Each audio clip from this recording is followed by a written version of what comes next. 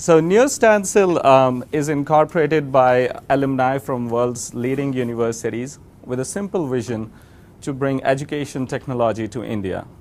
It's something that has been pioneered in the US. 95% higher education systems in US today use learning management systems or learning platforms. Between 1 to 5% do so in India. It's a $4 billion market with 20% year-on-year growth with less than 5% penetration. That's what we are tapping. We are going there with a world-class system based on the decades-long experience of US universities in learning management systems. Good. Very good. Thank you. Thank you. Now let me get started into the presentation. When I was talking about the population size, more than 600 million people are under the age of 25, and that results to a largest education system in the world. The school-going population is 253 million compared to 55 in US and 8 million in UK. So it's a huge market. And it's growing at the fastest rate in the world, not just because of the sheer size of population, but because every passing day, more number of people get access to that education. The indicator of that is that gray line, which is called as gross enrollment ratio. And you can see that in US, 99%, and in UK, 100% of children that need to be in school are in school. But in India, 69% are right now. So that's also a gap that we are bridging. This goes true for higher education system too. Right now, it's second largest, right behind China. It's poised to become the largest by the end of this year. Most of this expansion has actually happened at a very fast pace in last few years, and that has led to some unique problems in the system, which is the faculty is overburdened because of that worsening student ratio. Student-faculty ratio has just worsened in last few years, usually, and at the same time, being a developing country, there are not a whole lot of resources to spare and make anything changes about that. This is where we come in. Our solution is to help technology deal with those problems. When US was having similar problems with the student engagement and higher worse ratios, they adopted learning management systems, which are basically a special case of content management system that takes your entire academic transition online. So previously, the course distribution, assignments, submissions, grading, discussions, everything now happens online. And there's a huge benefit of that in terms of faculty productivity, student engagement, and student outcome. And that is what we plan to do for India. Market validation we already talked about. So right now, 95% of the higher education system in US uses learning management systems. 40% do so in K-12 school, K-12 system, and that's where the growth is coming from. Based on these numbers, the market's supposed to be $1.5 billion. In India, the market is still very much in infancy stage, but it's estimated to be $4 billion market, based on less than 1% penetration in both higher education and lower. Now, we got started, officially we got incorporated in October, and we actively started reaching out to sales clients in January. And in just short 3 months, we have already finalized more than $350,000 in revenue contract. We have $1 million in revenue pipeline that we aim to convert by the end of this year. And the beautiful part of that is all of this revenue is coming from the top clients, and that's a part of our strategy. We don't want to go bottom up and just be another provider. What we want to do is reach out to the reputed clients like #1 universities in India, #1 corporates in India, #1 school systems in India. And along with that, the other opportunity that we realized that not just India, but also neighboring countries like Nepal. We are now also in Nepal. There's a huge potential out there, and there's virtually no one serving those markets, but there is a need that we are going to meet.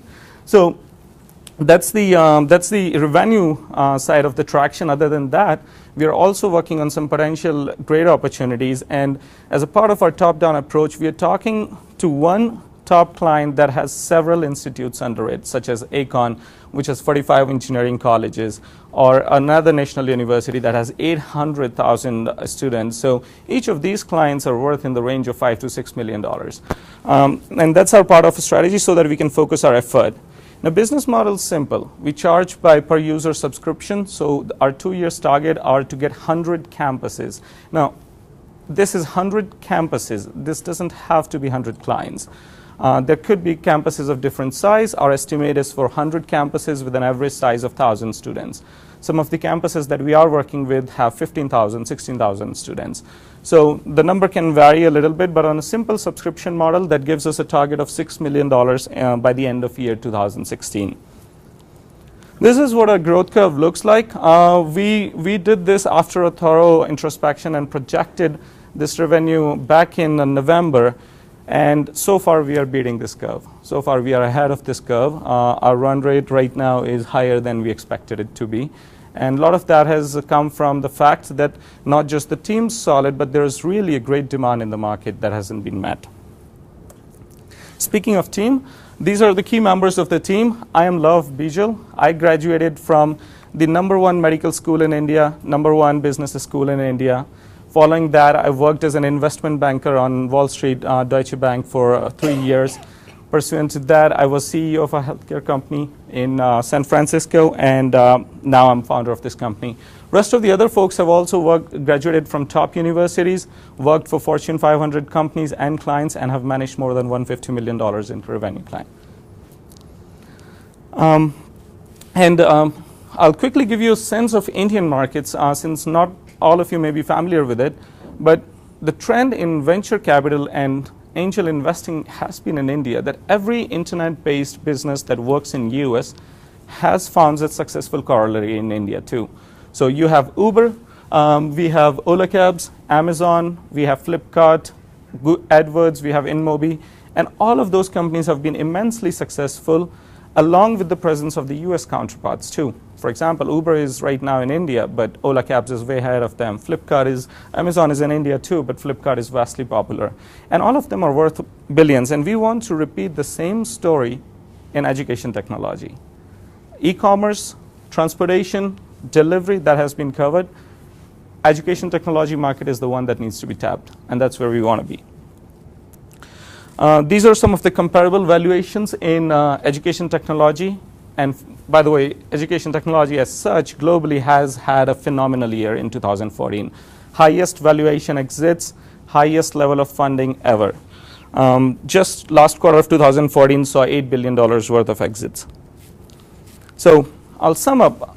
What we are trying to do is take a proven concept from a market, take it to a huge market with unmet need, with just a simple scalable model, have a good team to deliver it with a service orientation, and tap the market. And Indian market is right now one of the most active markets for venture capital investment. SoftBank from Japan just earmarked $10 billion to be invested in India. The sector education technology, as I told, is the one to be, and the timing is perfect because 2014 has seen the highest level of activity in the segment. This is our exit strategy.